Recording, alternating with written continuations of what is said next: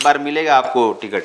तो हमारी तैयारी करनी नहीं पड़ती है, मैं सदैव तैयार रहता हूँ लड़ने के लिए। नीतीश कुमार जी के पास गृह मंत्रालय है और वो कंट्रोल नहीं कर पाए हैं क्राइम रेट। सत्ता में बैठे जो नेता है वो पौन देखते हैं।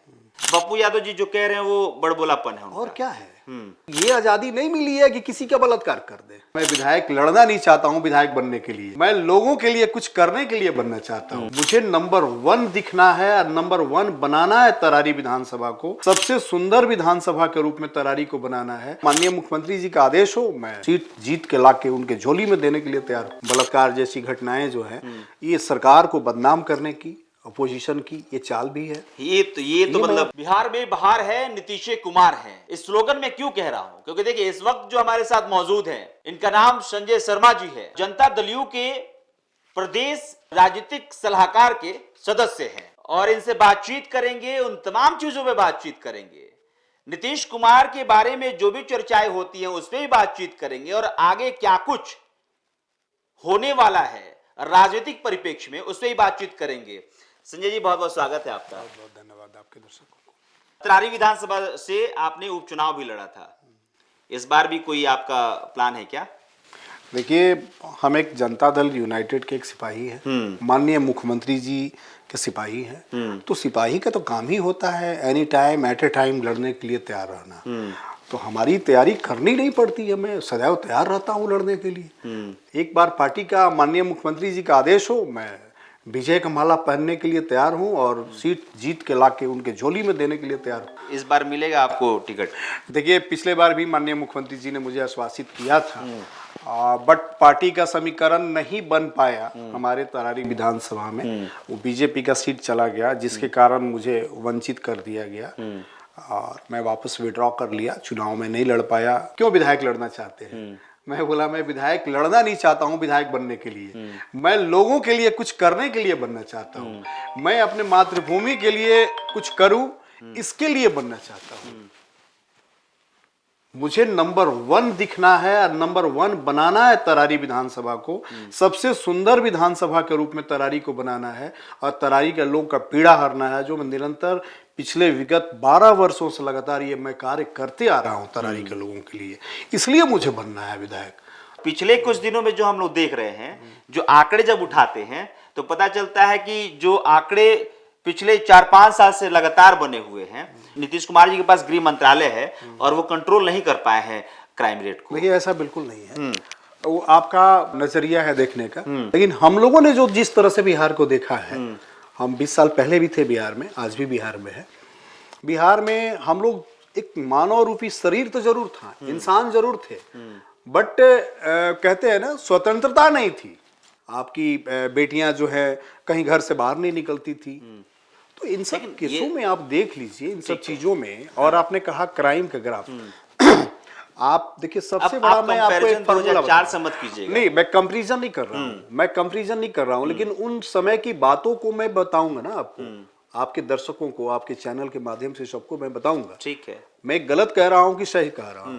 तो आज का जो क्राइम ग्राफ है और आज से 20 साल पहले का क्राइम ग्राफ था, कहीं मोबाइल नहीं था, कहीं सोशल मीडिया इतना हावी नहीं था। एक छोटा सा क्राइम होता है, 50 मीडिया की टीम उस पर लग जाती है, पोर्टल लग जाता है, यूट्यूब लग जाता है, बाकी लोग वीडियो बना के डालना शुरू कर देते हैं। ठीक है। तो ये क्या होता है, हाईलाइटेड हो जाता है। ठीक है। पहले क्या होता था कि क्राइम तो हमारा आज के क्राइम से 100 गुना ज्यादा क्राइम होता था, लेकिन सोशल मीडिया इतना हावी नहीं था, जिसके कारण से नहीं उतना हो पाता था। फिर भी आज से 100 गुना ज्यादा क्राइम था उस समय। हमारी बेटियां जो थी पहले घर से बाहर नहीं निकलती थी, उन्होंने साइकिल योजना दिया, ठीक है, पोशाक योजना दिया, ठीक है, स्कूल में खाने का व्यवस्था कराया।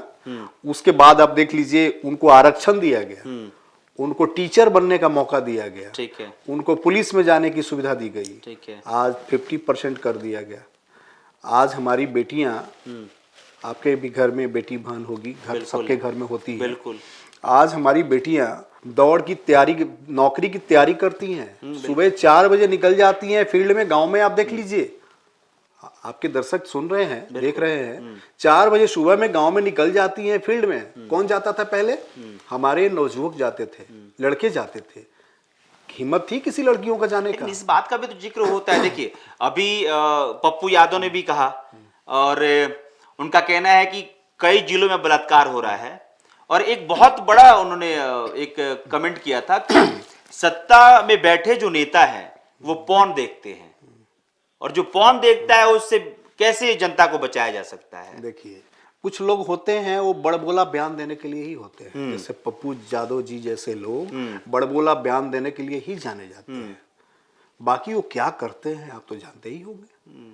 पप्पू यादव जी जो कह रहे हैं वो बड़बोलापन है उनका। और क्या है, हम लोग जो नीतीश कुमार जी के लोग हैं, उनके जो सिपाही हैं, हम लोग करते हैं, इंप्लीमेंट करते हैं, हम लोग बोलते कम है, करके दिखाते तो कह रहे हैं कि भाई सत्ता में जो लोग बैठे हुए हैं वो खुद ही पॉर्न देखते हैं, और इसीलिए जो बलात्कार होता है उसके खिलाफ कोई कार्रवाई नहीं हो पाती। ऐसा नहीं होता है। आप कहीं भी आप देख लीजिए ना, आप देखिए बलात्कार, आपने कहा बलात्कार जैसी घटनाएं जितनी भी हो रही हैं आजकल, तो देखिए सबसे पहले हम लोग को अपना मानसिकता बदलना पड़ेगा, बिहार के लोगों को थॉट बदलना पड़ेगा, है ना। क्योंकि हमें आज़ादी मिली है अगर कुछ करने की, घूमने की, चलने की, बोलने की, काम करने की, तो ये आज़ादी नहीं मिली है कि किसी का बलात्कार कर दे, ये आज़ादी तो नहीं मिली है ना।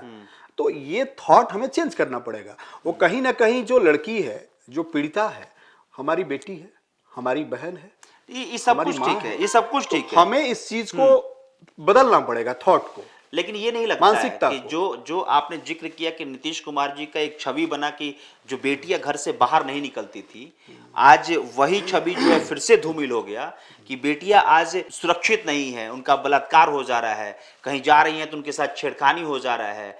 ये आपको नहीं लगता कि इसके मामले ज्यादा अब आ रहे हैं? ये सुनियोजित ढंग से कुछ जगहों पे ऐसा हम लोगों ने पाया है, देखा है। कुछ प्रेम प्रसंग का मामला है, उसमें भी हो गया है, और कुछ सुनियोजित ढंग से भी की जा रही है।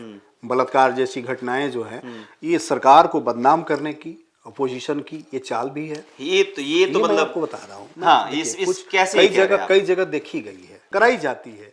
कुछ प्रॉब्लम क्रिएट होता भी है, कुछ कराई जाती है। अच्छा, कुछ मामले प्रेम प्रसंग के मामले में होते हैं, उसको तो आप रोक नहीं सकते हैं।